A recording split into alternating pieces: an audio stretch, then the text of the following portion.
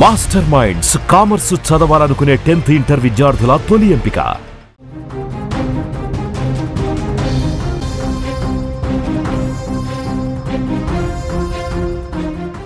Big breaking news చూస్తున్నాం. Iran Israel మధ్య యుద్ధంలోకి America entry ఇచ్చేసింది. ఇరాన్ పై అమెరికా బాంబుల వర్షం కురిపించింది. ఇరాన్లోని ఫోర్డో, నటాంజ్, ఇస్ఫహాన్ 3 అణు కేంద్రాలపై ట్రంప్ సేన భీకర దాడి చేసింది. B2 spirit బాంబర్లతో విరుచుకుపడింది. ఇరాన్ పై దాడిని ట్రంప్ ప్రకటించారు. 3 అణు కేంద్రాలపై తాము విజయవంతమైన దాడిని పూర్తి చేశామని ట్రంప్ శనివారం రాత్రి సోషల్ మీడియాలో వెల్లడించాడు. అమెరికన్ వారియర్లకు అభినందనలు అంటూ కూడా చెప్పడం జరిగింది. అయితే ప్రపంచంలో మరే సైన్యం ఇలా చేయలేదు, ఇప్పుడు శాంతికి సమయమని ఆయన ప్రకటించారు. అయితే ఇటీవలే ఇజ్రాయెల్ ఇరాన్ మధ్య వివాదం దౌత్యపరంగా పరిష్కారం అవ్వడానికి అమెరికా 2 వారాల టైం ఇస్తున్నట్లు ప్రకటించిన ట్రంప్ ఇంతలోనే ఆ మాట చెప్పిన 48 గంటల్లోపే ఇరాన్ పై బాంబుల వర్షం కురిపించడం ఇప్పుడు సంచలనంగా మారింది. అమెరికా ఈ దాడుల ద్వారా ఇరాన్ అణు సామర్థ్యాన్ని బలహీనపరిచే లక్ష్యంతో ఉన్నట్లుగా తెలుస్తోంది. ఇరాన్ ఈ దాడులకు ప్రతిస్పందనగా తీవ్రమైన చర్యలు తీసుకుంటామని, తగిన సమయంలో సమాధానం ఇస్తామని కూడా ప్రకటించింది. దీంతో ఈ పరిణామాలు మధ్యప్రాచ్యంలో సైనిక సంఘర్షణకు దారి తీసే ప్రమాదం ఉందని కూడా విశ్లేషకులు హెచ్చరిస్తున్నారు. అమెరికా ఈ దాడులకు ఎందుకు నేరుగా దిగిందనే విషయంపై ఇప్పుడు చర్చలు జరుగుతున్నాయి. ఇక ఇదే అంశానికి సంబంధించిన మరింత సమాచారాన్ని మా న్యూస్ ఎడిటర్ తిరుమల అందించే ప్రయత్నం చేస్తారు. తిరుమల, మనమైతే బిగ్ బ్రేకింగ్ న్యూసే చూస్తున్నాం. ఇరాన్ అణు స్థావరాలపై అమెరికా బాంబుల వర్షం కురిపించింది. ట్రంప్ చెప్పిన 48 గంటల్లోనే ఆయన బాంబుల వర్షం స్టార్ట్ చేశారు. దీన్ని మనం ఏ విధంగా చూడాలి? ఏదైతే పుతిన్ అణు స్థావరాలపై, అణు కేంద్రాలపై దాడి చేయొద్దు అని చెప్తున్నారో వాటి మీదే దాడి చేసింది. దీని అంతటిని మనం ఏ విధంగా చూడాలి? జానకి, అమెరికా చాలా స్పష్టంగా మొదటి నుంచి ఒకటే విషయాన్ని చెప్తుంది. ఇరాన్ అణు ఒప్పందాలకు సంబంధించి ముందుకు రావాలి, అమెరికాతో అణు ఒప్పందాన్ని కుదుర్చుకోవాలని చెప్పింది. అణు ఒప్పందం విషయంలో ఇరాన్ ముందుకు రావడానికి ఇష్టపడలేదు. అంతేకాదు, ఇరాన్ చాలా స్పష్టంగా చెప్తుంది, అమెరికాను మేము పూర్తి స్థాయిలో నమ్మలేమని చెప్తూ వస్తుంది మొదటి నుంచి. అమెరికా ఎప్పుడైతే ఇజ్రాయెల్ ఇరాన్ పై యుద్ధం మొదలు పెట్టినప్పటికీ కూడా ఇరాన్ ముందుకు రాకపోవడం, చర్చలకి ముందుకు రాకపోవడం, అణు ఒప్పందానికి సంబంధించి ఎటువంటి స్పష్టత ఇవ్వకపోవడం, అమెరికాని మేము నమ్మట్లేదని చెప్పడం, ఈ పరిణామాలన్నింటి నేపథ్యంలో ముందుగానే అమెరికా ఇరాన్ పై దాడులు చేయడానికి ఒక వ్యూహాత్మకమైన అడుగులు వేసిందని చెప్పాలి. అమెరికా చాలా స్పష్టంగా నిజానికి డొనాల్డ్ ట్రంప్ ఎప్పుడైతే సిచ్యువేషన్ రూమ్ కు వెళ్లారో, సిచ్యువేషన్ రూమ్ కు వెళ్ళినప్పుడే ఇరాన్ పైన దాడి చేయాలని నిర్ణయం తీసుకున్నట్టుగా మనం అర్థం చేసుకోవాలి.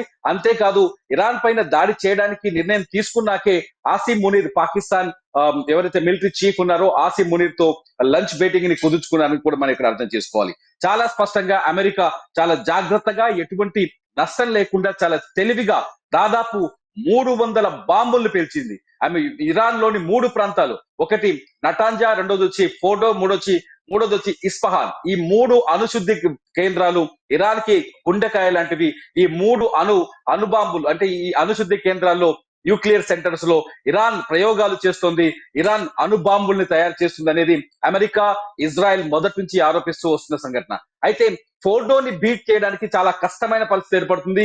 ఫోర్డో మొత్తం ఇరాన్ లోని ఒక కొండ ప్రాంతంలో, హిమాలయ సారా ఉంటుంది అక్కడికి, హిమాలయ సారాలో ఉన్న ఒక కొండ ప్రాంతంలో, ఇది తెహరాన్కి, ఇరాన్ రాజధాని తెహరాన్కి 90 కిలోమీటర్ల దూరంలో ఉంటుంది ఫోర్డో అణు న్యూక్లియర్ సెంటర్ పైన దాడి చేయడం అనేది చాలా కష్టమైన పని అనుకున్నారు. ఎందుకంటే 1981లో ఇజ్రాయెల్ అణు కేంద్రాలని ధ్వంసం చేసిన తర్వాత ఫోర్డోని చాలా తెలివిగా, చాకచక్యంగా, చాలా ముందు చూపుతో నిర్మించారు. ఇది కొండ ప్రాంతం ఉంటుంది. ఇది ఒక కొండ పైకి కొన్ని 100 మీటర్ల హైట్ ఉంటుంది. ఆ కొండ కింద సొరంగం తవ్వి దాదాపు 200 నుంచి 300 ఫీట్ల లోతులో ఫోర్డో అణు కేంద్రాన్ని తయారు చేశారు. ఇందులో 90% వరకు శుద్ధి చేసిన యురేనియం ఉన్నట్టుగా అంతర్జాతీయ యురేనియం సంస్థ గుర్తించింది.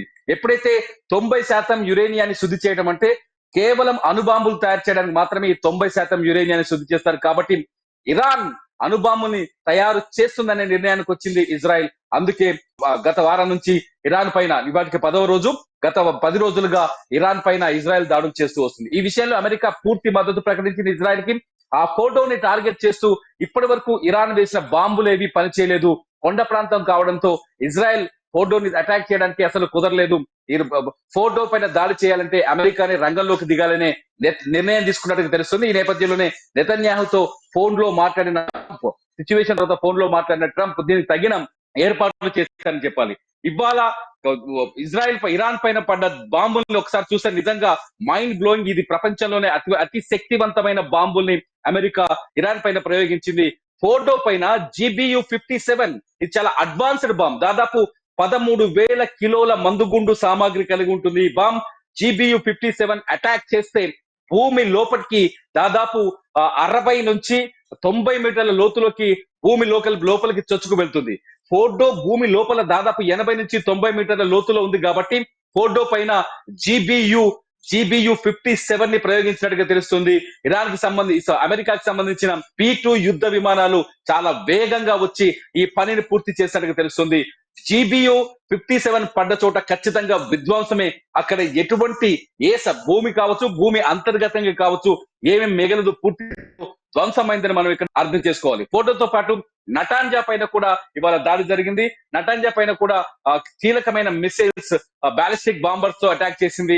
అట్లాగే ఇస్ఫహాన్ పైన కూడా దాడి చేసింది. ఈ మూడు అణు స్థావరాలు, ఇరాన్ కి సంబంధించిన ఈ 3 అణు స్థావరాలు ఇప్పుడు పూర్తిగా ధ్వంసమైనట్టుగా ఇరాన్ మీడియా కూడా కొద్దిసేపటి క్రితమే ధృవీకరించింది.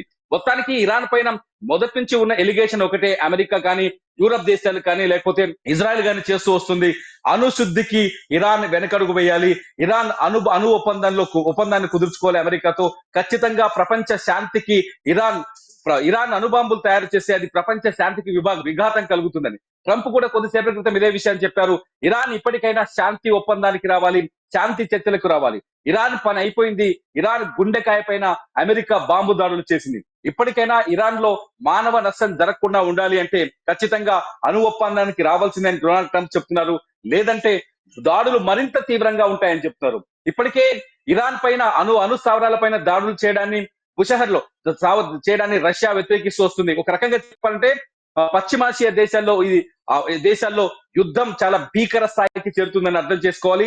అమెరికా ఎంట్రీతో ఈ యుద్ధం ఊహించని మలుపు తిరుగుతుందని అర్థం చేసుకోవాలి. అమెరికా ఇరాన్ అణుస్థావరాల పైన దాడులు చేస్తామని నిర్ణయం తీసుకుంటే ఇరాన్ ని కాపాడడానికి మేము ముందుకు వస్తామని రష్యా ప్రకటించింది. నిన్న పుతిన్ చాలా స్పష్టంగా చెప్పారు, ఇరాన్ కి అణుబాంబులు తయారు చేసుకునే స్వేచ్ఛ లేదా అని.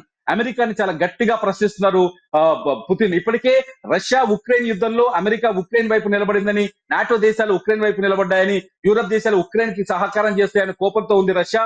ఇప్పుడు ఇరాన్ పైన కూడా అటువంటి బలవంతపు దాడులు చేయడం, బలవంతంగా ఇరాన్ పైన అటాక్ చేసే ప్రయత్నం చేయడం, ఇరాక్ ని లొంగ తీసుకునే ప్రయత్నం చేయడం చూస్తుంటే అమెరికాకు వ్యతిరేకంగా బలంగా వాయిస్ వినిపించేందుకు రష్యా ముందుకు వచ్చే అవకాశం చాలా స్పష్టంగా కనిపిస్తుంది. ఒక రకంగా చెప్పాలి అంటే ఇప్పటికే రష్యాకు మద్దతుగా నార్త్ కొరియా ఉంది, రష్యాకు మద్దతుగా ఇతర ముస్లిం దేశాలు వస్తున్నాయి.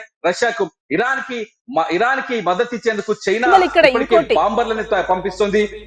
ఖమేనీ కూడా ఈ యుద్ధాన్ని కూడా ఫస్ట్ నుంచి కూడా ఎదుర్కొంటూ వస్తున్న పరిస్థితి కనిపిస్తుంది. పుతిన్ కూడా అణుస్థావరాలు ఏవైతే ఉన్నాయో వాటి మీద యుద్ధం చేయొద్దు అని చెప్పి కూడా ట్రంప్ కి చెప్పిన పరిస్థితి అయితే కనిపిస్తుంది. అప్పుడు ట్రంప్ కూడా వెటకారంగా గతంలో మాట్లాడిన పరిస్థితి, పుతిన్ కూడా ఉక్రెయిన్ పరిస్థితి చూసుకో, ఫస్ట్ నీ పన్ను చూసుకో అన్నట్టు కూడా మాట్లాడిన పరిస్థితి. అంటే ఈ రోజు అణుస్థావరాలపై అటాక్ చేసింది ట్రంప్ సేన కాబట్టి ఈ రోజు రష్యా ఏమైనా మాట్లాడే పరిస్థితులు కనిపిస్తాయని అనుకోవచ్చుంటారు వీటికి సంబంధించి.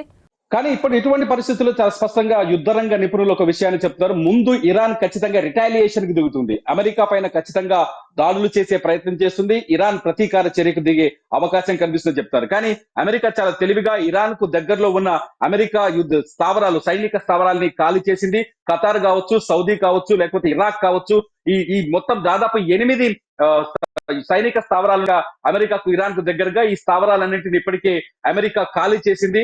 ఒకవేళ ఇరాన్ రిటాలియేషన్ కి దిగినా, ప్రతీకార దాడికి దిగిన అమెరికా ఎటువంటి ఇబ్బందులకు గురి కాకుండా ఉండేందుకు ముందుగానే చర్యలు తీసుకుంది. At the same time Pakistan ఖచ్చితంగా ఇరాన్ కు వెన్నుపోటు పొడిచిందని చెప్పాలి. పాకిస్తాన్ నిన్నటి వరకు ఇరాన్ తో ఉంది. ఎప్పుడైతే భారత్ పాకిస్తాన్ పైన యుద్ధాన్ని ప్రకటించిందో, భారత్ ఆపరేషన్ సింధూర్ లో భాగంగా పాకిస్తాన్ పైన అటాక్ చేసిందో, ఆ సమయంలో బేషరతుగా పాకిస్తాన్ కి మద్దతు ప్రకటించింది. అవసరమైతే పాకిస్తాన్ కోసం రంగంలోకి దిగుతామని చెప్తుంది. ఇప్పటికే ఇరాక్ పాకిస్తాన్ లోని బలూచిస్తాన్ ఏరియాలో ఏదైతే తిరుగుబాటు జరుగుతుందో, తిరుగుబాటుకి ఇరాన్ తన సైన్యాన్ని పంపిస్తుంది, సహకారం చేస్తుంది. అటువంటి పాకిస్తాన్ వెన్నుపోటు పొడిచింది వాళ్ళ ఇరాన్ ని వెన్నుపోటు. నిజంగా చెప్పాలి అంటే మధ్యప్రాచ్య దేశాల్లో సౌదీ కావచ్చు, లేకపోతే ఇతర దేశాలు కావచ్చు, ఇరాన్ కి ఎవరు ఇప్పటికిప్పుడు మద్దతు ప్రకటించే పరిస్థితి కనిపించట్లేదు. ఒకవేళ రష్యా దీనిపైన మాట్లాడినప్పటికీ కూడా ఇప్పటికిప్పుడు మద్దతు ప్రకటించే అవకాశం అయితే కనిపించట్లేదు. ఎందుకంటే రష్యా ఇరాన్ కి మద్దతు ఇవ్వటం వల్ల రష్యా అనుకూల దేశాలు కావచ్చు, ఇతర దేశాలు కావచ్చు, ఇరాన్ కి ఆర్థికంగా కావచ్చు, మిలిటరీ పరంగా కావచ్చు సహాయం అందించే అవకాశం మాత్రమే ఉంటుంది. ఇప్పటికప్పుడు అయితే ఇరాన్ ఇప్పుడు రిటాలియేషన్ తీసుకునే శక్తి ఉందా? కొద్దిసేపటి క్రితమే ఖమేనీ స్టేట్మెంట్ కూడా వచ్చింది. ఖమేనీ చాలా స్పష్టంగా చెప్తున్నాడు, అమెరికా దీనికి బదులు తీసుకుంటాం, అమెరికా పైన ఖచ్చితంగా ప్రతీకారాన్ని తీసుకుంటామని చెప్తున్నారు. ఈ పరిస్థితులు అంటే యుద్ధం మరింత పెరిగే అవకాశం అయితే కనిపిస్తోంది. పాకిస్తాన్ సహకారం అందిన తర్వాతనే అమెరికా ఇరాన్ పైన దాడులు చేస్తున్నట్టుగా ఇక్కడ స్పష్టంగా అర్థమవుతుంది. పాకిస్తాన్ డబుల్ గేమ్ లో భాగంగా ఇరాన్ బలైపోయినట్టుగా చాలా స్పష్టంగా ఇక్కడ మనం అర్థం చేసుకోవచ్చు. దానికి మొత్తానికైతే ఈ యుద్ధం ట్రంప్ ఈ యుద్ధంలోకి దిగడం వల్ల చాలా ప్రమాదకర పరిస్థితులు ఏర్పడే అవకాశాలు ఉన్నాయి. ఇప్పుడు ఎందుకంటే ఇది 3వ ప్రపంచ యుద్ధం వైపు దారి తీసే అవకాశం ఉందని చెప్తూ ఇప్పటికే ఎక్స్పర్ట్స్ చాలా స్పష్టంగా చెప్తున్నారు. ఒకవేళ అమెరికా ఇరాన్ పైన దాడులకు దిగితే అమెరికాని ఎదుర్కోవడానికి మేము చాలా మంది ఉన్నామంటూ నార్త్ కొరియా కూడా ప్రకటించింది. చైనా కూడా ప్రకటిస్తోంది. ఇరాన్ సార్వభౌమాధికారాన్ని కాపాడడానికి, ఇరాన్ అస్తిత్వాన్ని కాపాడడానికి మేము సహకరిస్తామని చెప్పేసి రష్యా కూడా పూర్తి స్థాయిలో ఇవాళ మద్దతు ప్రకటించే అవకాశం ఉందని చెప్పొచ్చు. ఎందుకంటే మధ్యప్రాచ్య దేశంలో కొనసాగుతున్న ఉద్రిక్తతల నేపథ్యంలో రష్యా ఖచ్చితంగా ఇరాన్ కి మద్దతు ఇచ్చే అవకాశం కనిపిస్తోంది. ఇటు చైనా కూడా పూర్తి స్థాయిలో మద్దతు ఇచ్చే అవకాశం కనిపిస్తోంది. ఒక రకంగా చూడాలి అంటే మిడిల్ ఈస్ట్ లో చాలా భయంకరమైన సిచ్యువేషన్ అయితే కనిపిస్తుంది. చూడాలి ఒకసారి ఏం జరగబోతుంది అనేది. డొనాల్డ్ ట్రంప్ ఇప్పటికే చాలా స్పష్టంగా చెప్పారు, ఇరాన్ లొంగిపోవాలి అని. ఇరాన్ మాత్రం చాలా స్పష్టంగా చెప్తుంది, ఎట్టి పరిస్థితుల్లో అమెరికా పైన ప్రతీకారం తీసుకుంటామని. ఇంకొక విషయం ఏంటంటే ఇక్కడ ఇరాన్ కి హౌతీస్ ఎవరైతే హౌతీస్ ఉన్నారో, యమన్ హౌతీస్, వీళ్ళు పూర్తి మద్దతు ప్రకటించారు. ఇరాన్ ఒకవేళ యుద్ధంలోకి దిగితే ఇరాన్ పైన అమెరికా దాడులు చేసింది కాబట్టి అమెరికా పైన మేము ప్రతీకారం తీసుకుంటామని హౌతీస్ కొద్దిసేపటి క్రితమే ప్రకటించారు. హౌతీస్ ఏదైతే ప్రపంచ దేశాలకి ఆయిల్ ఎగుమతి అవుతుందో, ఆయిల్ తీసుకొచ్చే షిప్స్ పైన నావల పైన దాడి చేసే అవకాశం కనిపిస్తుంది. కమర్షియల్ నావల్ కావచ్చు, లేకపోతే మిగతా నావల్ కావచ్చు, ఈ ఓడల పైన దాడులు చేసేందుకు హౌతీస్ సిద్ధమవుతున్నట్టుగా తెలుస్తుంది. హౌతీస్ ఇప్పటికే ప్రకటించారు, మేము అమెరికా ఓడల్ని టార్గెట్ చేస్తాం, అమెరికా బిజినెస్ ఆర్థిక మూలాలపైన దెబ్బ కొట్టే ప్రయత్నం చేస్తామని. ఏదైనా జరగవచ్చు. ఇవాళ సిచ్యువేషన్ మరింత బ్యాడ్ గా మారే అవకాశం అయితే స్పష్టంగా కనిపిస్తుంది. హౌతీస్ చాలా స్పష్టంగా చెప్తారు, ఇరాన్ పైన దాడి జరిగితే అమెరికా పైన ప్రతీకారం తీసుకుంటాం. సో ఒక రకంగా చెప్పాలంటే వర్టికల్ చేంజ్ కనిపిస్తుంది ప్రపంచ దేశ. రష్యా ఒకవైపు, ఇరాన్ అమెరికా ఒకవైపు, మొత్తానికైతే ఒక వర్టికల్ చేంజ్ అయితే డిఫరెన్స్ అయితే కనిపిస్తుంది. చూడాలి ఈ ఉద్రిక్త పరిస్థితులు ఎలా సద్దుమణుగుతాయో. అర్థం కాని సిచ్యువేషన్ అని చెప్పాలి. వరల్డ్ వార్ 3 వచ్చే అవకాశం ఉందని ఎవరైతే ఎక్స్పర్ట్స్ చెప్తున్నారో వాళ్ళు ముందు నుంచి ఏదైతే ప్రిడిక్ట్ చేస్తున్నారో ప్రిడిక్ట్ చేస్తున్నట్టుగానే సిచ్యువేషన్స్ అన్ని మారిపోతున్నాయి. ట్రంప్ తీసుకుంటున్న బోల్డ్ డెసిషన్స్, మాస్ డెసిషన్స్ శాంతికి విఘాతున్నాయంటూ ముస్లిం కంట్రీస్ చెప్తున్నాయి. తయారు చేస్తున్న అణుబాంబులు ప్రపంచ శాంతికి వ్యతిరేకం అంటూ ఇటు యూరోపియన్ దేశాలు చెప్తున్నాయి, అమెరికా చెప్తుంది. చూడాలి జానకి ఏం జరగబోతుందో నెక్స్ట్ టైం. రైట్. యస్ముతంగా మనం చూడొచ్చు, ఇరాన్ పై అమెరికా భీకర దాడికి దిగింది. ఉన్నట్టుండి 3 అణు కేంద్రాలపై అటాక్ చేసింది. అవి ఫోర్డో, నటాంజ్, ఎస్పహాన్. అణు కేంద్రాలపై బాంబుల వర్షం కురిపించింది. ఇరాన్ పై దాడికి 1989 నాటి బాంబర్లను ఉపయోగించినట్లుగా తెలుస్తోంది. 30 టోమాహాక్ క్షిపణులు కూడా ప్రయోగించింది. అమెరికా ఎంట్రీతో ఆందోళన మొదలైంది. మరో వరల్డ్ వార్ దిశగా పరిస్థితులు మారబోతున్నాయా అంటే విశ్లేషకులు అవుననే చెప్తున్నారు. ఇరాన్, ఇజ్రాయెల్ మధ్య యుద్ధంలోకి అమెరికా ఎంట్రీ ఇచ్చేసింది. ఇరాన్ పై అమెరికా బాంబుల వర్షం కురిపించింది. ఇరాన్ లోని ఫోర్డో, నటాంజ్, ఎస్పహాన్ 3 అణు కేంద్రాలపై ట్రంప్ సేన భీకర దాడికి దిగింది. B2 spirit బాంబర్లతో విరుచుకుపడింది. ఇరాన్ పై దాడిని ట్రంప్ ప్రకటించారు. 3 అణు కేంద్రాలపై తాము విజయవంతమైన దాడిని పూర్తి చేశామని కూడా ట్రంప్ శనివారం రాత్రి సోషల్ మీడియాలో వెల్లడించారు. అమెరికన్ వారియర్లకు అభినందనలు అంటూ కూడా ఆయన తెలిపారు. ప్రపంచంలో మరే సైన్యం ఇలా చేయలేదు, ఇప్పుడు శాంతికి సమయమని కూడా ఆయన ప్రకటించడం జరిగింది. అయితే ఇటీవలే ఇజ్రాయెల్, ఇరాన్ మధ్య వివాదం దౌత్యపరంగా పరిష్కారం అవ్వడానికి అమెరికా 2 వారాల టైం ఇస్తున్నట్లుగా ప్రకటించిన ట్రంప్ అంతలోనే ఆ మాట చెప్పిన 48 గంటల్లోపే ఇరాన్ పై బాంబుల వర్షం కురిపించడం ఇప్పుడు సంచలనంగా మారిందని చెప్పుకోవచ్చు. అమెరికా ఈ దాడుల ద్వారా ఇరాన్ అణు సామర్థ్యాన్ని బలహీనపరిచే లక్ష్యంతో ఉన్నట్లుగా తెలుస్తోంది. ఇరాన్ ఈ దాడులకు ప్రతిస్పందనగా తీవ్రమైన చర్యలు తీసుకుంటామని, తగిన సమయంలో సమాధానం ఇస్తామని కూడా ప్రకటించింది. దీంతో ఈ పరిణామాలు మధ్యప్రాచ్యంలో సైనిక సంఘర్షణకు దారితీసే ప్రమాదం ఉందని కూడా విశ్లేషకులు హెచ్చరిస్తున్న పరిస్థితి. అమెరికా ఈ దాడులకు ఎందుకు నేరుగా దిగిందనే విషయంపై ఇంకా చర్చలు జరుగుతూనే ఉన్నాయి. Our objective was the destruction of Iran's nuclear enrichment capacity and a stop to the nuclear threat posed by the world's #1 state sponsor of terror.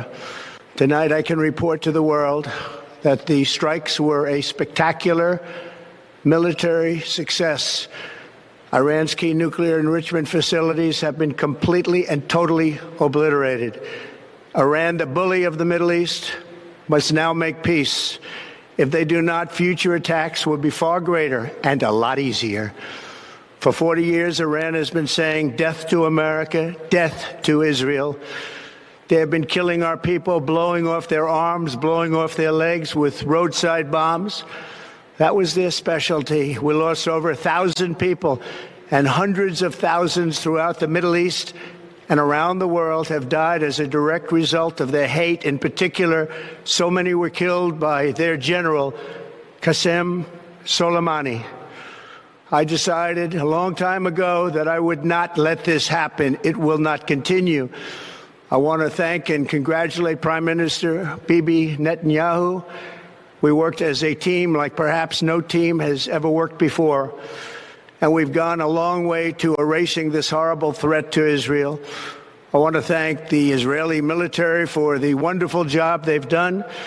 And most importantly, I want to congratulate the great American patriots who flew those magnificent machines tonight, and all of the United States military on an operation the likes of which the world has not seen in many, many decades.